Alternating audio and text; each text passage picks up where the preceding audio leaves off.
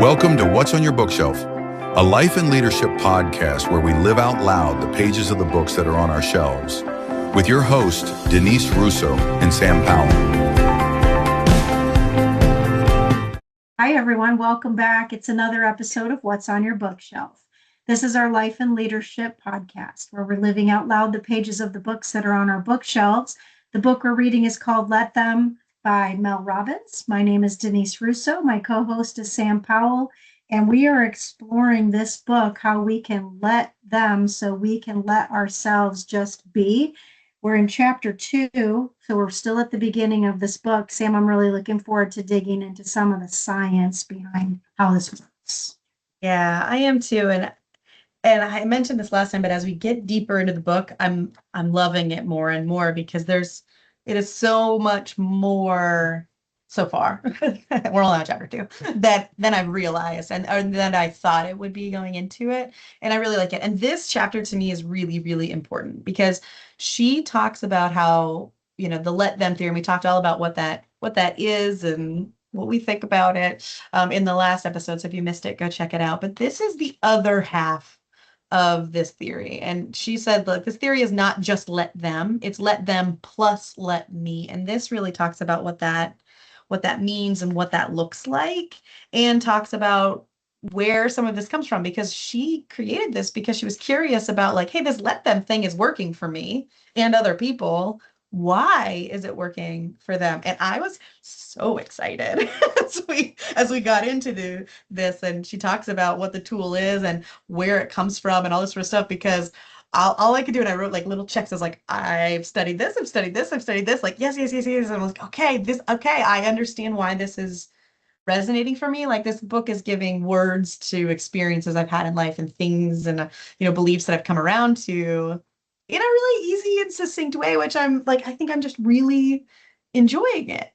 Yeah, I like it because she's a really good storyteller. And so it's easy to feel like you're just listening to her talk about her stories, and they're relatable stories. Like, she starts this chapter where she's talking through how, have you ever had a time where maybe it's because of social media, where you see people having an experience and you think, man, well, looks like that was really fun, and I wasn't invited to that, and I wonder if they neglected to even think about me, and why didn't I know about that thing? And maybe it had nothing even to do with you, and you're not able to let the people that you maybe care about have had this great fun experience because you're coveting whatever it was they did. There was this movie years ago, Sam, that was such a cute movie. I think it's called Candy Cane Lane or something Christmassy sounding, but it stars Eddie Murphy, and I don't have time to look it up right now since we're actually recording, but if you look it up, it's an Eddie Murphy Christmas movie, and it's something about something Lane. I think it's like Candy Cane Lane or something. Anyways, the point of it is, in the movie, it's about these people that are decorating their house for Christmas, and so the one neighbor has to compete with the other neighbor to have more lights until it becomes a complete disaster. And Eddie Murphy's character drives past this building every day that has a quote on the side of the building that basically says something like, jealousy is the thief of joy. And that if you want something that other people have, or you want to do what other people are doing, John Maxwell says something like, you don't know, if you want what I have, but you don't know how I got what I have, then how can you get to where I am, type of a thing. Yeah. And it's so true that you can look at this experience, like, most people either use social media for doomsday or for, editing out their photographs so that it looks like everything's perfect outside the blind spots. Mm-hmm. And if you just let them have their experience for that, and maybe whatever that activity was, like the story she tells where she let it bother her so much, I could feel that because she felt disappointed, like she had been left out, but her husband was like, why do you even care? Right. Yeah, and it's funny because she is talking about this experience that's so very common, right? You see, like, people or you're friends with or whatever, like, doing something and you feel excluded. Like, every single human being on the planet has been through this experience. Yeah. And the way she talks about it, she's like, I know it's not rational that I would be included in this. I haven't hung out with them in a while. I haven't done whatever. It doesn't make any sense. And I could think about it as, like, I recently did the exact same thing. I saw, like, two friends go like on a trip, and I like there was that initial little feeling, and I processed through it really quickly because I was like, "That's ridiculous, Sam. You have a 1-year-old baby that like needs you through the night. Like you're not going on a girls' trip anytime soon. One day, right? Like it doesn't even make sense. But it's that still that feeling like so relatable, so like absolutely." That and it's I think it's like you said, like she's such a good storyteller, and it's in those moments of like, and she says, it was about releasing myself from the control I never had in the first place. Mm. And I loved that. And I wrote in the margin next to it, like, other people's joy. And I think that there's a relationship change that I've worked on a lot in the social media era of like when I see somebody doing something really cool, it's human nature to feel that ping of jealousy, comparison, whatever. And as soon as I feel it, I've like worked really hard on training myself. And I don't get it right all the time, but training myself to be like, good for them. Like, how cool. What a great experience. How neat. What a cool thing I can ask them about next time I see them and talk about, hey, I saw you did this. Like, tell me more about it. Like, Yeah. letting other people's joy come into your life and replacing all that jealousy, all that comparison, that's that thief of joy.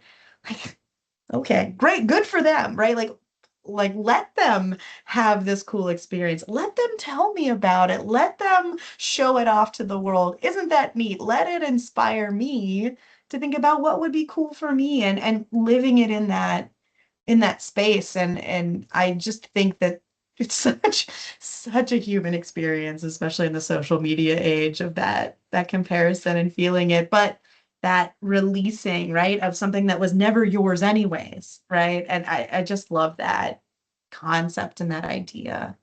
I read an article, Sam, not long ago that was talking about how you may be unaware that the people closest to you at work, like in proximity, like on your team, are the most jealous people of you. And it was talking about how some people just can't be happy for you. They'll be happy to your face and then turn around and be like, oh, I don't know how she got that promotion. And why did that person get that opportunity? And why did they get to speak up at a meeting? Or why did they get that award or that prize? But that's coming from that person's lack instead of that person's ability, like you said, to be happy for you because they don't know what it maybe took for you to get to be to where you are.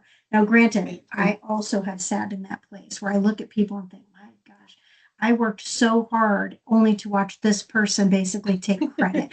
I have an old coworker from many, many years ago, Sam, that literally took my resume, my real resume, and put their name on it and got a job.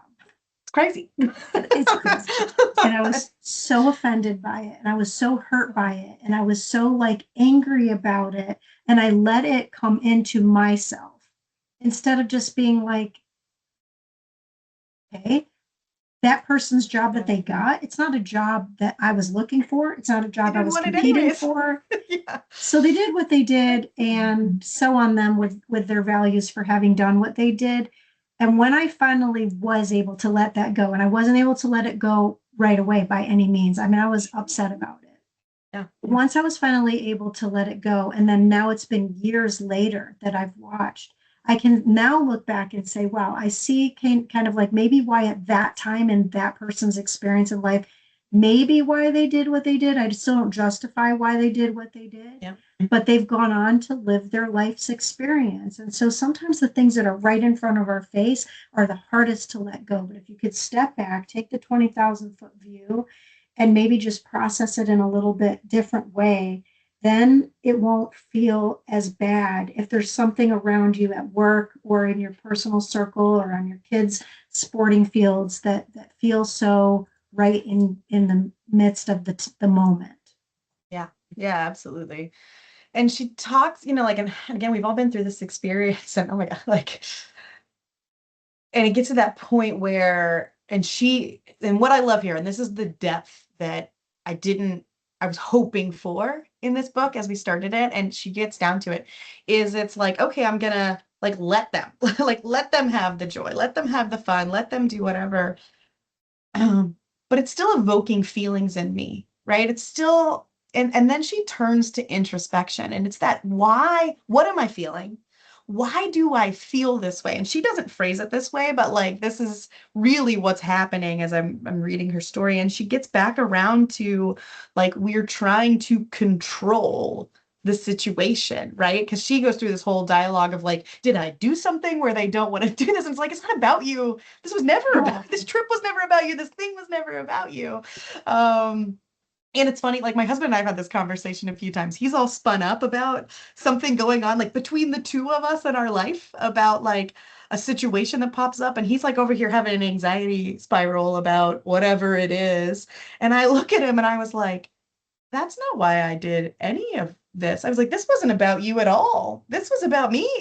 And like this thing over here, like you had this whole feeling, and I've done, and the situation has been reversed 100% a million times, right? And it's that like, this wasn't about you. This was about me, and I didn't even think about you while I was doing this, right or wrong. Like, sorry. It's not like, and it's like, how much of this invisible made up reality did we do? And all I could think about was the solve for happy, of this balance scale of like, happiness is, according to Mo Gaudat, what we expect out of life and our perception of reality. And we often perceive reality, and this is her experience. I think this is the thing we've all experienced here, is we perceive something because we're sitting in our own seat, we're sitting in our own life experience, and we're making it about us.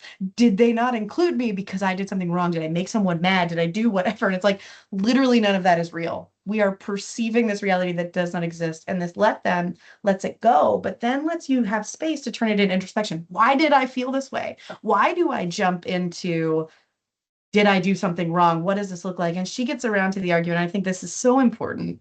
And I think it is something that like, these are the type of revelations that change your life, is that it is about control, because control gives us the illusion of safety. And I'm a firm believer that that's one of the core fundamental things we are all working towards in our life. But then she says, as she kept doing a 5 why analysis on herself, why am I feeling this way? Well, why is that? Why is that? Why is that? Essentially, she says, I was trying to control my own discomfort. And that's it. Like, that is the thing. We so often see somebody do something online. We feel that jealousy. We feel discomfort. Why didn't I get that? Why was somebody else able to get this job with my resume? What craziness still to me. Like, get this job with my resume. And it's like, I didn't even want that job. But like, what about it is making me just like uncomfortable, right? Because that's fundamentally wrong. It probably violates 1,000 values you have in that space, right? But at the end of the day, like, we are trying to control our discomfort so often. I see it in sports all of the time with parents. Like, I watch it every weekend that we're out on a baseball diamond, a basketball court, a football field with my son. And it is, something happens. The parent feels discomfort in their kid's reaction, in their disappointment, and whatever. And I watch parents over and over, because we're human and this is what we do. We are trying to alleviate, we are trying to control that discomfort. And so we do something.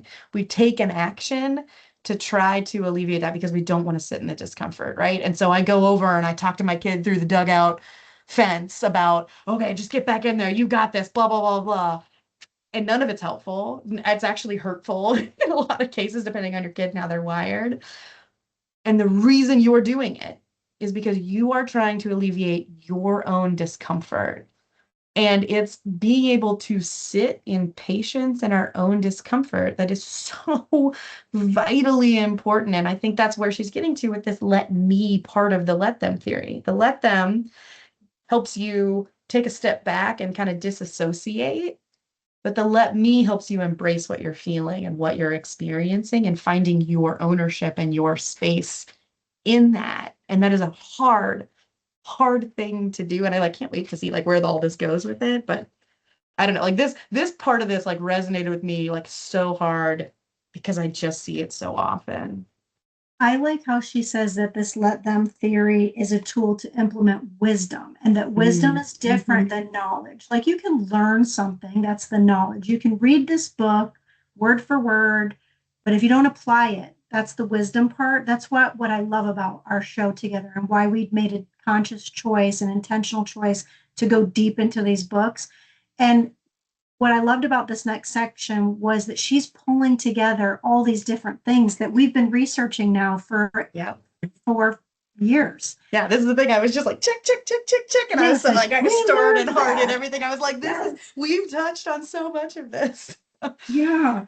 And it really is where she pulls it together to say, this is about controlling your own thoughts. Okay, we just did that with Dr. Caroline Leaf, decluttering your mind. We talked about it with the fact that suffering comes from resisting reality. That comes from Solve for Happy. Yes, Obstacle is the way. I mean, we could pull out any of these books that we've talked about. The detachment theory, emotionally distance yourself from things that trigger you. The Every Happiness book that we read during an entire year on happiness talked about that. And then she says at the end of this section on wisdom that the power of all this is about your response. How many times have we shared the story about like when you're on an airplane and the flight attendant says, put the oxygen mask on yourself before you help others? It's about focusing on you first. We actually did this through an entire series that we have not published yet, which are on the books that were written by military leaders, which basically talk about how if you're going to have extreme ownership, that's one of the books, that extreme ownership means you have to own it yourself before you can be a good leader for the people that are around you. And so I love how she ended this section by not just talking about how, yes, these are old philosophies and things you can apply to life, but it's about peace. And I remember when we were first starting this podcast years now ago, which still seems weird to me, that I had said to Scott, who was our producer at the time, he said, well, what do you really want as we're picking out the books? And I said, I just want peace. And I said to you the next year, I just want happiness. And I think this year, I just want less clutter so I can have more joy. Yeah. And this book is about being able to let go and let people be who they're going to be, find out who I want to be. But she does make it clear, though, and right after this, because I keep saying about let it go, and we joked about Frozen, she said, this is not the same as letting something go.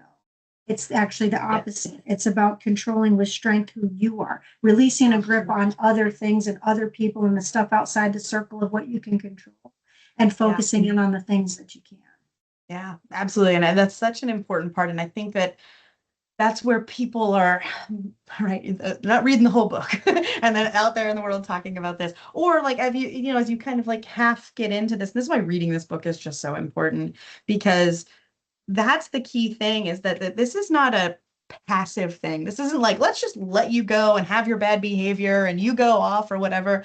This is an extremely active thing. And she talks about, Martin Luther King and, talking to Martin Luther King Jr., like his legacy and talking to, like his kids and having, like, she was on a podcast there, but Martin had said, like, the true power lies in our response. My father believed that nonviolence was not passive, but the most courageous form of action, choosing peace when hatred tries to provoke. By refusing to react with bitterness, we reclaim our power and shape a better future. And that's really what this is. This is about, like, this is the Stoic philosophy around controlling your own thoughts and actions. The world can come at you, but that inner citadel that we talk about in Stoicism cannot be touched. Anything can come at me, but I am in control of my reaction. I am in control of the things that happen. And that is an extreme, if you've lived this, I mean, I've lived this experience. This is an extremely active thing, right? This is that moment where your kids are triggering the heck out of you, pushing every button on purpose. And you're deep breathing through it and controlling what you do, because you know what they really need is your calm and your presence and your non-reaction to the moment. And that is extraordinarily powerful, right? And in the corporate world, right? The most powerful person in the room is often the one who's quiet, right? Like, I forget the quote, and I meant to look it up before we started talking, but this came from sports too. Is like, show me a guy who can't control their emotions. I'll find the real quote, but like, show me the guy who can't control his emotions, and I'll show you someone I can beat every time. It's like, Mm. show me the person who loses control, and I'll show you how to win every single time. And I think about that, like I've sat in boardrooms, I've sat on, on the sides of fields for sports, and it's like that person who blows up over there, like they immediately lose. As soon as you go over the top and you let your reaction be controlled by everything other than yourself, you've lost, right? You're in a space where it doesn't. And that's where this let me part of it comes in. When you let them, it's a very active release. I am controlling this release of my reaction to this. And then I control the let me part is I control my reaction to what I do next. And that is very stoic in its response. And I think it's why I really like it, because we spent, that whole time on that obstacle is the way. And that's I like that book is so powerful to me. That's definitely one of my more favorite books that we've read together. I also didn't know that book really deeply at the time. And there's books from each year that I've picked out to say that book that year was the best one of the year. For me, that one was the best one of that part of the year, for sure. But there were other really good lessons that we learned, like in On F Yourself. Yeah. Yeah. For sure. Yep. But you were talking about sports, and I think that an interesting way to maybe even think about this is something we just saw play out in front of us, the NBA championships. So on one side, you've got this world of celebrity that's watching this game and all of social media abuzz about like, well, I don't know why that person isn't even a fan, and how could they possibly pay? Oh, you can't afford to take FIFA. The FIFA World Cup is happening right now. Like, oh, you can't even go if you can't afford a ticket. It's only meant for people now that can afford to go to these games. And there's like all this chatter about this kind of like almost a jealousy, instead of thinking like, watch the excitement in the eyes of the people that are there that are experiencing that. And you're still getting to watch it on television. It's just a different medium to do it. But then at the same moment, there's this dichotomy or this thing that happened where when the team won, in the case of the NBA, people went outside and started destroying property. And that's one thing I don't really get. And so this is not saying just let people be destructive, but it's about stepping back and outside of it and not having to own all the things you can do nothing about. Or even like I think this last week was a spectacle for the president's birthday and the whatever the thing 250, yeah, this fight on the field. And it's funny because I don't remember if I told you this, but so we were flying to LA, or were we flying to LA? Yeah, we were flying back to LA from Orlando. And Vincent was sitting next to this very curious looking person. And it's just the type of person where when you look at a person and you think, that person's got to be either famous or just is known by somebody because they looked so interesting. And so this person was this older gentleman. And when I say older, like I try to not be old myself. So he's probably even younger than me. And he had this long mustache, like long down to his belly button mustache that was braided and had like all these beads in it, like super interesting looking person. Yeah. So I kept looking at the guy and thinking like, there's something unusual about this person that's like so intriguing. So finally, the guy gets up to go to the bathroom. And because we're on a long flight, and Vincent leans over to me and he whispers, he's like, Mom, that's somebody famous. And I was like, well, how do you know? And he said, I followed this person on Instagram. And so as it turns out, the person is like the number 1 or 2 ref in MMA. I don't follow UFC, MMA, fighting, wrestling. That's not my gig. But this man has like millions of followers. So the funny thing is that you could get all caught up in, oh, I'm sitting next to so-and-so, or, oh, that person works in that industry. Or you sit on a plane and you might not even know the person next to you for the 5 hours you're sitting there, even though their legs are touching you the entire time. Mm-hmm. And so anyway, the guy went to the bathroom and Vincent, the man had ordered a coffee, but it hadn't come by the time he left. So Vincent put his coffee on his tray. And when the man came back, he was so impressed for something this big that Vincent basically got the man's coffee, held the man's coffee, and then they started chatting it up. By the end of the time that we were flying, we said our goodbyes, and the guy was saying, good luck, have fun. Here's some great places to visit while you're in town.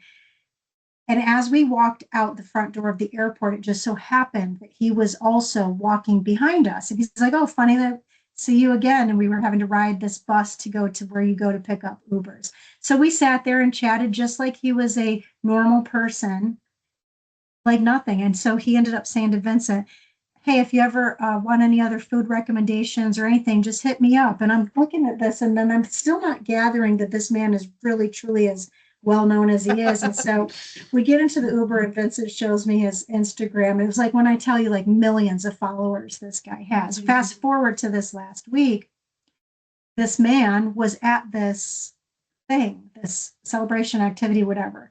I did not watch any of that on TV. I don't even have TV. Like, I don't have TV. I don't even care. Like, I don't watch that sport. It is what it is.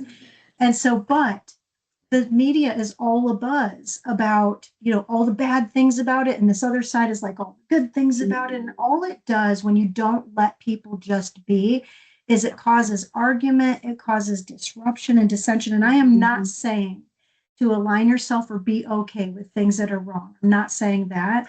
But when you get so caught up in this other thing that may not have anything to do with who you are or who you want to be, she does these great drawings in the book that talk about the imbalance of it. Like, so what if this person is famous? Are you going to be jealous of them or feel more insecure about yourself just because they had a different deck of cards in their hand in life? Or you feel less left out, you feel less than something just because somebody has more than something. It's just, it's an imbalance.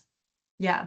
Yeah. And I think that that's what happens when we look for our worth external to ourselves. Like, I think that's fundamentally what a lot of this comes down to, right? It's this comparison is the thief of joy. It's this idea. It's, oh, I would never look like this guy. I would never make that choice. I would never do whatever. And, I love the illustrations because it's all about balance. It made me think exactly of Solve for Happy and really thinking about how you bring yourself into balance and what works for you. And this is where she says that, like, let me is really the power move here. Because like without any of this, you're sitting there with everyone else kind of like, on a pedestal higher than you, right? Like you're sitting there with like, oh, they're better than me. I'm not worthy. I'm not worth as much as the thing I'm seeing. Right. And then if you only look at like just let them be that way, let them do whatever. But then you kind of put yourself on a pedestal, like, oh, well, like, because I'm letting this go, like I'm, a little bit better than them or I'm whatever. But the let me brings back in that humility. And John Maxwell talks about humility all the time, right? As that it's a key tenet of leadership because she says that, like, let me take responsibility for what I want in life. Let me figure out the deeper issue I need to look at in myself, right? Let me be more proactive. Let me have my reaction. Let me figure this out. It brings back that, like, the let them gives you the space and the let me brings it back to center to where you're like, okay, well, let me figure this out. One of the things in my own life I was thinking about recently with this was, I'm branching out into kind of a new area with my business. And there's a lot of it where it's like, I wasn't a D1 athlete, right? Because I see the people who are in this world and they talk about their own experience, they talk about their own whatever. And it's like, that's not my criteria, right? And so there's this little bit of like, when I step out of my comfort zone into this space that I know I want to be in and I know I can serve, there's that imposter syndrome that pops up of like, oh, can I really do this? Like, oh, this person's a therapist. This person's a, sports psychologist. This person's owns a whole youth sports program. This is this and this is whatever. And there's that space where it's like, who am I to really do this, right? Like when I start using that comparison and it's like, okay, well, just like, let them be their thing, right? Their thing is this and their thing is this. And so I moved to the whole extreme of like, well, like I'm better at this because of this or that or whatever. Like this is all real feelings I process. And then when I bring it back down to center, okay, like, well, then what is this revealing about me, right? Like, what are these feelings revealing about my relationship with myself that I haven't dealt with, right? Like, why do I not feel like enough? internally. And so like that's the work that I had to go do. That's the work that I had to process. And so now when I step into the room with somebody, when I step into collaboration with somebody, I know exactly what I'm bringing to the the field. I know exactly what part of the team I am because I I let me have the space to do the work, right? And I take responsibility for who I am and what I want and my reaction in that space. And that's really what this is, what this is about and what this is really getting you to is like the let them gives you the space, the let me gives you the space internally to figure out what your reaction really means for you and what you need to do to go after the life that you want. I know that we call our show a leadership development podcast because many of the listeners are listening because they're people we either know from work or they're people that apply this stuff to work. But if you are a leader, you're a human. And if you're a human, it's about developing yourself. And so these are really self-development books and podcasts that you just can also apply at work. We always talk about there's no such thing as work-life balance. You have a life, work is part of it. This is about developing yourself in your life. And she talks about how if you can focus on yourself and you can accept who you are, understand what you do and who you are, have compassion for others, take responsibility and have this control. That's the whole essence of this. And the reason it's called self-development is because it's not called develop everybody else for your own self-interest development. Wouldn't that be nice? It would be super nice. And so she ends this chapter by saying, when you're an adult, your life, happiness, health, healing, social life, friendships, boundaries, needs, and success are all your responsibility. And so if you're secretly hoping somebody else is going to change that for you, these books, every book that we've read is about owning it yourself so that you can live the best holistic life you can around the people that you want to be around and live that kind of stable table that we talk about with Ikigai, doing things that you're good at, that you enjoy with people you like to be around and making a difference in the world. I am looking forward to talking next week with you because the topic is about managing stress. So that's chapter 3. Yep. Well, how'd I laugh when I read the title?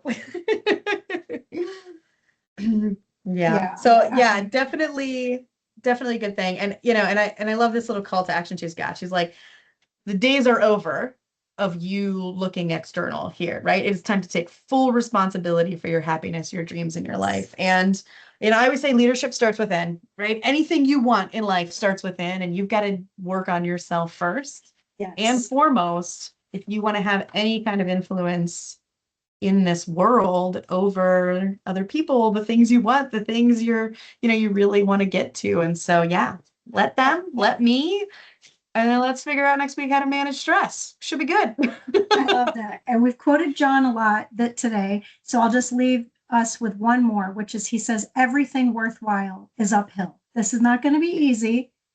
It might be simple, but it's not going to be easy, which I think we talked about in another book where it was simple but not easy. And so I'm looking forward to next week with you. I look forward to every week with you. So thanks for being here with me, and for all the listeners, thanks for being out there as well with us. If this is helpful to you, it's always best to get your own copy of the book, and we'll have a link to how you can get a book because they're on sale right now anyway. And it's always good to have good books on your bookshelf, or actually off your bookshelf and into your life and digesting this for yourself. But for this week, my name's Denise Russo, and on behalf of my friend Sam Powell, this has been another episode of What's on Your Bookshelf.